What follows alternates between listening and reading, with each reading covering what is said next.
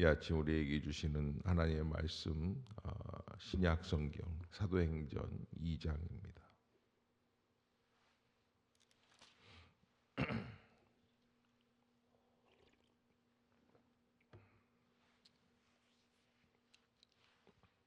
한 절씩 교독합시다. 오순절 날이 이미 이르매 그들이 다 같이 한 곳에 모였더니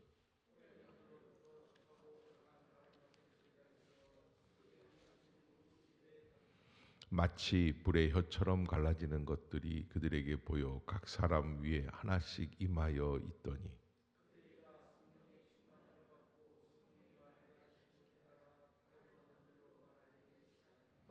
그때에 경건한 유대인들이 천하 각국으로부터 와서 예루살렘에 머물러 있더니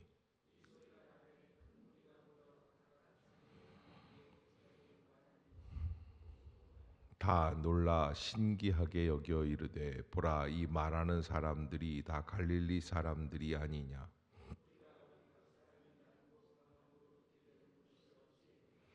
우리는 바데인과 메데인과 엘람인과 또 메소보다미아 유대와 갑바도기아 본도와 아시아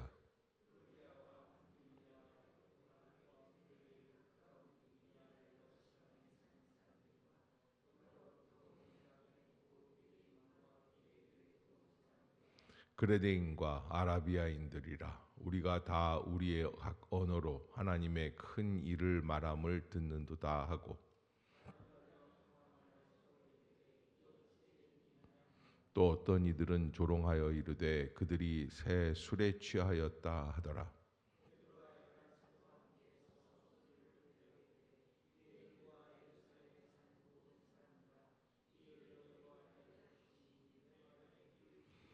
때가 제 삼신이 너희 생각과 같이 이 사람들이 취한 것이 아니라 하나님이 말씀하시기를 말세에 내가 내 영을 모든 육체에 부어주리니 너희의 자녀들은 예언할 것이요 너희의 젊은이들은 환상을 보고 너희의 늙은이들은 꿈을 꾸리라.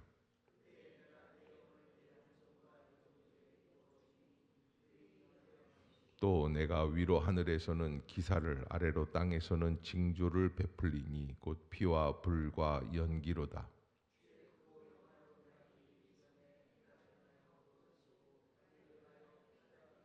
누구든지 주의 이름을 부르는 자는 구원을 받으리라 하였느니라.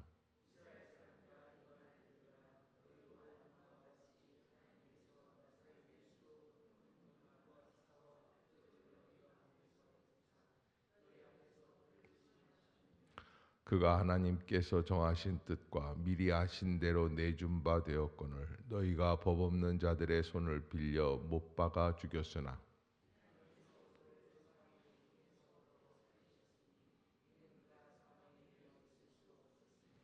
다윗이 그를 가리켜 이르되 내가 항상 내 앞에 계신 주를 배웠으며 나로 요동하지 않게 하기 위하여 그가 내 우편에 계시도다.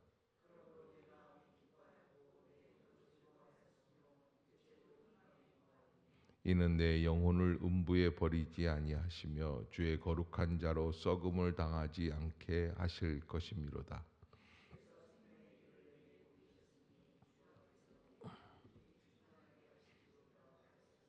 형제들아 내가 조상 다윗에 대하여 담대히 말할 수 있노니 다윗이 죽어 장사되어 그 묘가 오늘까지 우리 중에 있도다.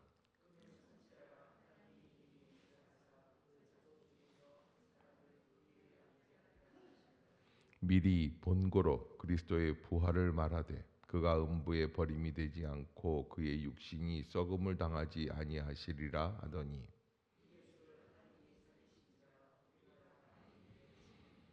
하나님이 오른손으로 예수를 높이심에 그가 약속하신 성령을 아버지께 받아서 너희가 보고 듣는 이것을 부어 주셨느니라.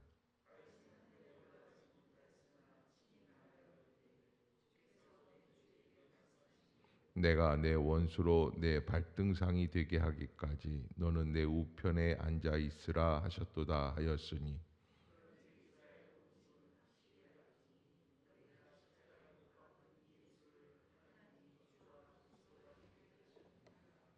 그들이 이 말을 듣고 마음에 찔려 베드로와 다른 사도들에게 물어 이르되 형제들아 우리가 어찌할꼬 하거늘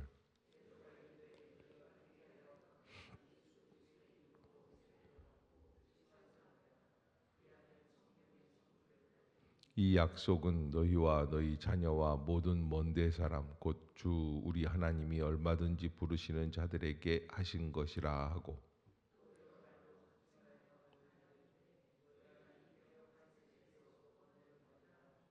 그 말을 받은 사람들은 세례를 받음에 이날의 신도의 수가 3천이나 더하더라.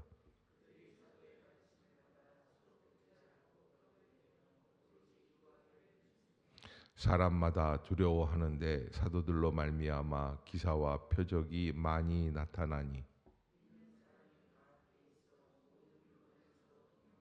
또 재산과 소유를 팔아 각 사람의 필요를 따라 나눠주며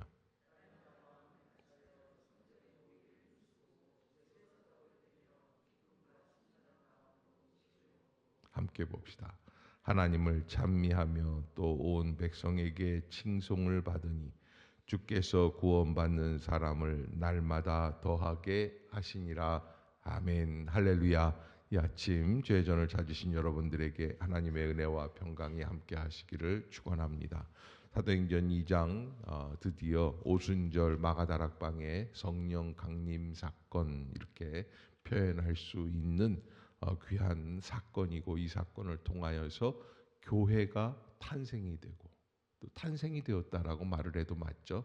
그리고 교회가 시작을 하고 그래서 예수 그리스도는 우리 가운데 계시지 않았지만은 그러나 예수 그리스도를 대신하시는 성령 하나님께서 우리 가운데서 역사하시는 놀라운 능력을 우리가 바로 볼 수 있었던 장소가 바로 사도행전 2장이다. 그래서 교회 역사의 출발점 성령이 강림하시고 제자들이 복음을 전하기 시작을 하고 최초의 교회가 탄생이 되고 그러기에 새 시대의 시작, 성령 시대의 개막, 새 언약 공동체 탄생, 하나님 나라 운동을 시작을 보여주는 장이다. 이렇게 이야기할 수 있습니다. 근데 특별히 오늘 2장 1절에 보면은 무슨 날이 이미 이르렀다 이렇게 되어 있습니까?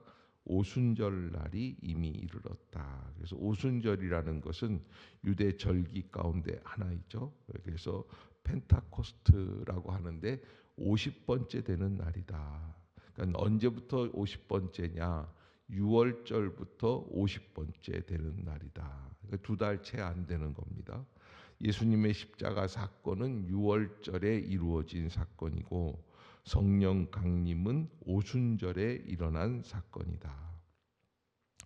오순절은 본래 맥추절이라고도 하고 칠칠절이라고도 하는 첫 곡식을 하나님께 드리는 수확절기. 그래서 6월절이 지나고 두 달 정도 지났을 때 보리 첫 수확을 담아서 하나님께 드리는 그런 절기가 맥추절, 오순절, 칠칠절이라고 부릅니다. 첫 열매를 하나님께 드리며 하나님의 공급하심, 생명, 은혜, 추수의 기쁨을 감사하는 절기라고 할 수 있습니다.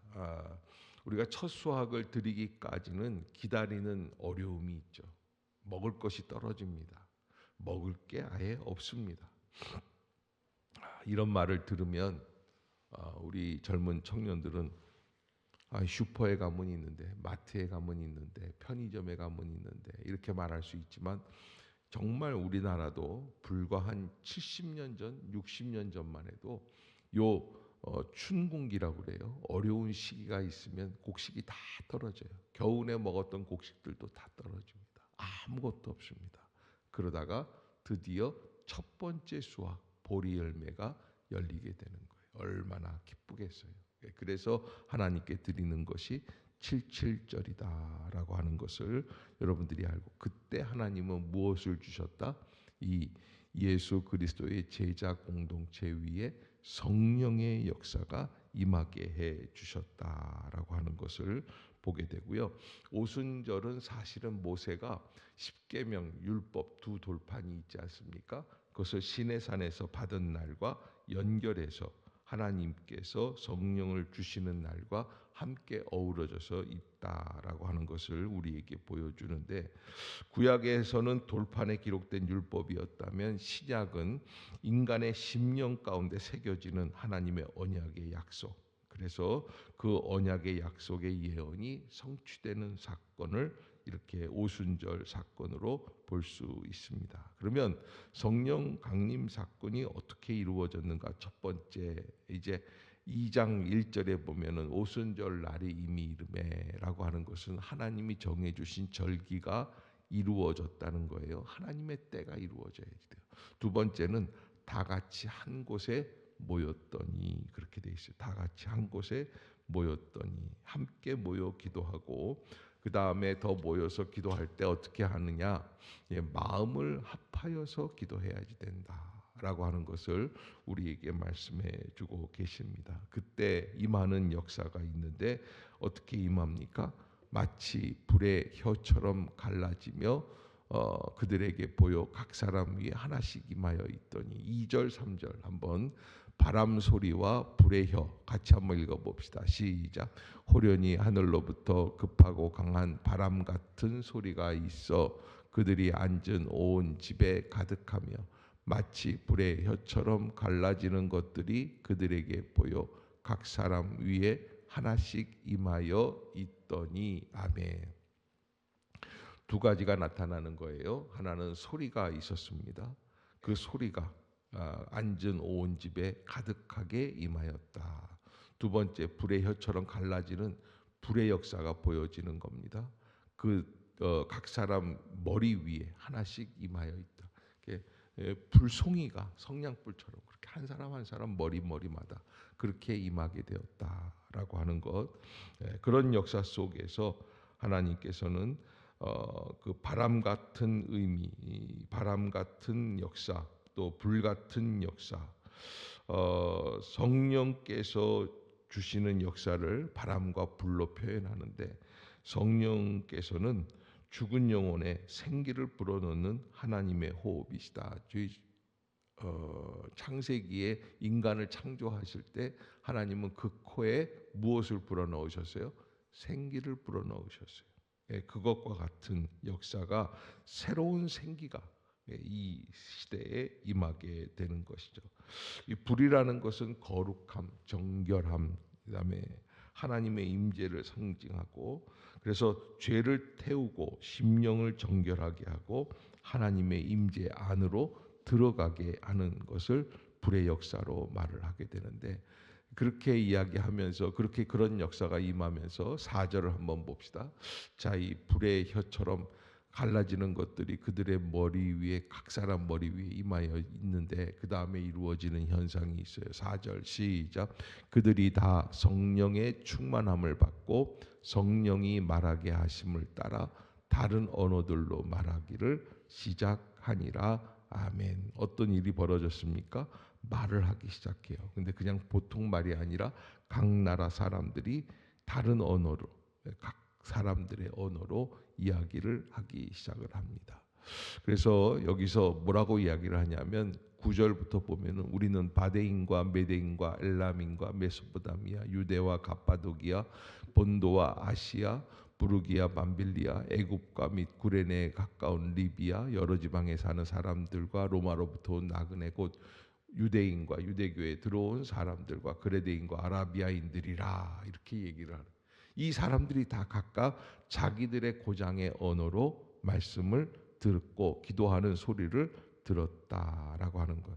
이 말씀 속에서 우리가 한 가지 깨달아야 할 게 있는데, 이런 각 사람의 말, 이거 방언이라고 하죠. 방언의 역사가 일어나는데, 이 방언의 역사가 우리에게 왜 전달되어질 수 있느냐? 창세기 11장에 보면 무슨 사건이 있냐면, 바벨탑을 쌓다가 인간의 언어가 나뉘어지게 되는 현상이 있어요. 그런데 나뉘어졌던 말씀, 사실은 바벨탑을 쌓는 현장에서 하나님께서는 이 백성들이 그 쌓는 모습을 보면서 언어가 다 하나이기 때문에 너무너무나 잘 되는 것을 보게 돼요.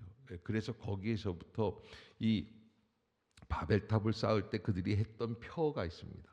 바벨탑이 뭐 대단한 탑은 아닙니다. 그런데 바벨탑을 쌓으면서 인간이 생각했던 언어 뭐냐면 우리가 하나님이 있는 데까지 올라가자는. 그게 문제예요. 그게. 그래서 여러분 사실은 인간이 하고 있는 일은 미비합니다. 뭐 바벨탑 사건서부터 시작해서 여기까지 와서 이미 한 5천여 년의 역사가 시작이 지나갔다고 해도 인간이 만든 로봇도 사실은 불과 얼마 전까지만 해도 발길로 한번 차면은 아직도 그런 로봇이 많이 있다는 거예요. 넘어지면 버둥버둥 되는 거예요. 일어나지를 못하는 거예요. 그런 기계적인 모습들입니다. 하나님께서 창조하신 창조물의 극대치가 뭐냐? 인간 아니겠어요? 인간의 모습을 보면 이게 보통 대단한 존재가 아니죠. 하나님이 만드신 거예요. 그런 하나님과는 비교할 수 없지만 인간이 갖고 있는 마음속에 의도가 있어요. 하나님이 있는 데까지 올라가자. 하나님처럼 높아지자. 이거 말이 안 되는 거예요. 그래서 인간의 욕구 속에는 항상 그게 있고 지금도 로봇을 만들고 있는 인간의 마음 속엔 바벨탑을 만들고 있는 그 인간의 마음과 비슷한 마음이 있어요. 두고 봐라. 나도 하나님처럼 뭔가를 창조해낼 수 있을 것이다. 그렇게 갈라졌던 언어들, 그때 하나님이 언어를 다르게 해서 갈라졌는데 그러나 그 언어가 흩어지고 분열되게 만들었다고 한다면 오순절의 언어는 어떻게 됩니까? 언어를 초월하여서 복음 안에서 하나가 되는 사건. 그것이 바로 우리에게 주시는 성령 강림의 사건이다. 아멘. 그래서 언어가 회복이 된다라는 것은 하나님께서 우리에게 새로운 성령의 네트워크를 주시고 그 안에서 서로 교제하면서 교회가 서로 다른 것 같지만 하나다라고 하는 것을 보여주시죠. 그리고 14절부터 베드로의 오순절 설교가 시작이 됩니다. 베드로가 11사도와 함께 서서 소리를 높여 이르되 유대인들과 예루살렘에 사는 모든 사람들아 이 일을 너희로 알게 할 것이니 내 말에 귀를 기울이라. 이 베드로의 설교는 어떤 설교냐면 지금 일어난 13절까지의 현상을 설명해내는 설교. 왜 이런 일들이 벌어졌는가? 그래서 15절에 보면은 때가 제3신이 너희 생각과 같이 이 사람들이 취한 것이 아니다라고 말씀을 하고 있습니다. 그러니까 제3시라는 것은 아침 9시라는 거예요. 그러니까 아침 이른 시간 새벽부터 이미 모여서 기도하기 시작을 한 거예요. 그러면서 16절에 보면은 베드로는 이 현상을 무엇으로 표현을 하고 있냐면 요엘서에 나와 있는 말씀으로. 그래서 요엘서 2장 28절에 내가 내 영을 모든 육체에 부어지리니 너희 자녀들은 예언할 것이고 너희 젊은이들은 환상을 보고 너희 늙은이들은 꿈을 꾸리라. 요엘서 2장 28절 그렇게만 알아두시고요. 그 역사를 통해서 하나님이 이 역사를 완성시키셨다라고 하는 것을 우리에게 보여주고 있습니다. 그 일을 이루기 위해서 우리가 감당해야 할 자세는 무엇인가? 37절을 한번 보겠습니다. 시작. 그들이 이 말을 듣고 마음에 찔려 베드로와 다른 사도들에게 물어 이르되 형제들아 우리가 어찌할꼬 하거늘 와셔라이도 내가 어떻게 했으면 좋겠느냐 그랬을 때 베드로는 각가지 한 가지 방법을 알려주고 있습니다. 38절입니다. 우리가 하나님의 은혜 안에 들어가기 위한 그 자세죠. 38절 시작. 베드로가 이르되 너희가 회개하여 각각 예수 그리스도의 이름으로 세례를 받고 죄 사함을 받으라. 그리하면 성령의 선물을 받으리니 아멘. 너희가 무엇하여 회개하여 각각 예수 그리스도의 이름으로 세례를 받고 죄 사함을 받으라. 회개라고 하는 것은 메타노이아라고 하는 단어인데 헬라어 메타노이아 여러 번 여러분들은 아마 이 단어에 대해서 들으셨을 거예요. 이 회개라는 것은 무엇이냐? 메타노이아라는 것은 무엇을 포함하고 있는가? 바로 방향 전환을 의미한다. 방향 전환. 방향이 바뀌는 거예요. 회개라고 하는 것은 우리가 달려갈 길을 달려가면서 신발을 바꿔 신는다든지 옷을 바꿔 입는다든지 그런 의미가 아니라 아예 달리는 방향을 바꾸는 것을 의미합니다. 방향이 달라진다. 이건 엄청난 역사가 일어나는 거죠. 그래서 이 앞에서 조금만 각도가 틀려도 한참 가다 보면 엄청나게 멀어지게 되는 거예요. 방향 전환의 의미예요. 그래서 이건 완전히 뒤집어진 방향 전환. 앞으로 가는 게 아니라 뒤로 가는 것. 인간의 뜻을 이루기 위한 길이 아니라 하나님의 약속, 하나님의 뜻을 이루기 위한 길로 나아가는 것. 회개한다라고 하는 것이고요. 예수 그리스도의 이름으로 세례를 받고 죄 사함을 받고 그리고 성령을 선물로 받는 역사가 이루어지게 된다라고 하는 것. 그래서 성령의 역사는 우리를 말미암아 방향을 바꾸게 하시고 삶의 변화를 일으키시고 새 생명을 인도해 주시는 길로 나아가게 하는 이 세 가지 역사, 방향 전환, 삶의 변화, 새 생명으로 이어지게 하시는 역사. 이 세 가지를 우리에게 주시는 거죠. 그러면서 이제 42절부터 보면은 42절 봅시다. 그렇게 해서 이루어졌던 일들이 어떻게 되느냐. 41절에 보면은 그 수가 3천 명이 한꺼번에 늘었어요. 동시에 한꺼번에 늘었어요. 42절 시작. 그들이 사도의 가르침을 받아 서로 교제하고 떡을 떼며 오로지 기도하기를 힘쓰니라. 아멘. 그래서 초대교회의 공통적인 그런 이슈가 되는 집중하는 포커스 포인트는 뭐냐? 첫 번째는 사도의 가르침을 받아 말씀 공동체였다. 그다음에 서로 교제한다. 성령은 사람들을 연결하고 떡을 떼고 그래서 서로 교제하면서 떡을 떼는 것은 바로 이 하나님의 은혜 가운데 항상 교회 안에서 이루어져야 할 것 가운데 뭐가 있냐면 떡을 떼는 마음이에요. 함께 서로 영육 간의 강건함을 위한 것이죠. 그 다음에 더 나아가 기도하는 공동체. 전혀 기도하기를 오로지 기도하기를 힘쓰게 되었다라고 하는 것. 그래서 성령의 역사를 정리해 보면 성령은 죽은 영혼을 살리신다. 새 창조의 역사.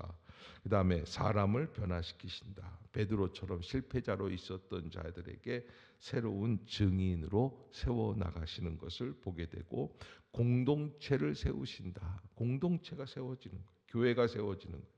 그래서 교회라고 하는 것은 조직 이전에 생명의 공동체다. 더 나아가서 네 번째로 성령은 세상을 향하게 하신다. 오순절은 안으로만 머무는 체험이 아니라 세계를 향한 선교의 시작이라고 말씀할 수 있습니다. 그러기에 약속된 성령의 강림, 그다음에 새 언약의 시작, 교회의 탄생, 복음의 세계화를 보여주는 것이 바로 사도행전 2장의 역사라고 말할 수가 있습니다. 하나님은 때가 되었을 때 반드시 약속하신 것을 성취하게 하시는 역사를 우리에게 보여주신다라고 하는 거예요. 이 약속의 성취라는 것은 놀라운 일입니다. 과연 그런 게 될까? 했던 일들이 이루어지고 저는 이 시대를 바라보면서 그 생각을 해요. 교회가 줄어들고 믿는 사람들이 뭐 없어지고 그래서 처음에는 이제 1990년대 뭐 그때 2000년대 들어올 때쯤 이 교회가 아마 한 1200만이라고 카운터했었을 때가 있습니다. 1200만에서 1000만으로 줄어들고 나중에는 이제 2010년도가 넘어가면서 그러면서 800만 지금은 한 600만 명이라고 그러니까 절반 정도로 줄어드는 거예요. 그러면 이게 완전히 줄어들어서 이제는 끝으로 절벽으로 가는 게 아니냐? 저는 그렇지 않다고 봐요. 제가 이번에도 중국을 다녀오면서 보면서 30년 만에 찾은 중국인데 중국이 너무 많이 변했어요. 무슨 얘기냐면 새마을 운동을 벌였어요. 그래서 뭐 초가지붕도 없애고 다 없앴습니다. 그리고 완전히 고속도로 같은 도로들이 그리고 중국 전국에 그 KTX 같은 고속 열차들이 막 다닙니다. 그래서 뭐 어마어마한 속도로 1000km 되는 거리를 뭐 한 3시간, 4시간이면 주파할 수 있습니다. 그러나 그런 중국 땅에 교회는 문을 닫습니다. 교회가 없어졌어요. 이거는 영적 최악의 빈곤이에요. 근데 이 공간을 메꿔줄 사람들이 있는데 바로 저는 한국 사람이라고 봐요. 왜? 하나님이 이 땅을 다시 회복시키실 거예요. 성령의 은혜를 부어주실 줄로 믿습니다. 우리가 아니고서는 그 땅을 복음화시킬 수 있는 사람들이 없다는 것이 제 결론입니다. 그러기에 중국은 우리 믿음의 밥이에요. 우리가 증거해야 할 자리이다. 그래서 지금은 들어갈 수 없습니다. 지금도 이번에도 우리가 가가지고 누구를 만나느니 어디를 가느니 다 비밀로. 예. 뭐 비밀이라고 해도 중국은 알고 있겠죠. 공안 당국에서는 우리 총회에서 간 공동 단체이기 때문에. 그러나 그럼에도 불구하고 하나님께서 우리를 통해서 새로운 길을 열어 주실 줄로 믿습니다 하는 거예요. 반드시 그래서 한국 교회는 부흥할 수밖에 없다. 저는 그렇게 보고 있습니다. 그것은 바로 이웃 나라 중국을 다시 회복시키시는 불쏘시개로 우리 한국을 사용하실 줄로 믿습니다라고 하는 수없이 많은 선교사들이 한국, 태국, 그다음에 버마, 뭐 미얀마 이런 데 나와 있어요. 그러나 그 불쏘시개들을 통해서 하나님은 새로운 불의 역사를 이루어 나가실 줄로 믿습니다. 그래서 한국 교회는 완전히 침체가 되어서 멸망, 소멸기로 들어가는 게 아니라 다시 회복기로 돌아가게 해 주실 줄로 믿습니다. 그런 의미에서 제2의 오순절을 우리에게 허락해 주시옵소서. 아멘. 예. 그래서 성령 강림 주일이 이렇게 대단한 거예요. 하나님, 이때 우리에게 그 성령 강림의 역사 속에서 우리 전국에 있는 5만여 개의 교회들 중에 어느 교회가 앞장을 서야 되겠습니까? 바로 행신 임마누엘 교회. 예. 위치도 딱 맞아요. 일로 쭉 가면 북한이고 또 조금 더 가면 중국 연변, 동북 삼선. 바로 우리의 이 땅이 있는 그런 자리들이다라는 걸 여러분들이 잊지 마시고 믿음으로 감당해 나갈 수 있는 성도들이 되시기를 주의 이름으로 축복합니다. 기도하겠습니다.